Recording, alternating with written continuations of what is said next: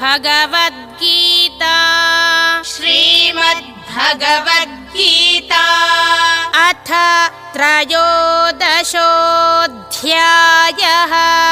अथ त्रयोदशोऽध्यायः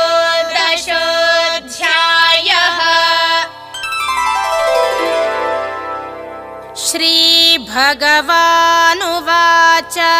श्रीभगवानुवाच कार्यकरणकर्तृत्वे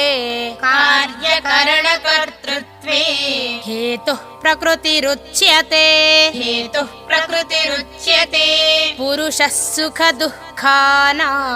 पुरुषः सुखदुःखानां भोक्तृत्वे हेतुरुच्यते भोक्तृत्वे हेतुरुच्यते ॐ तत्सदिति ॐ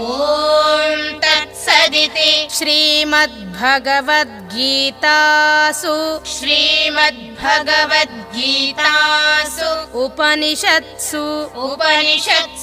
ब्रह्मविद्यायां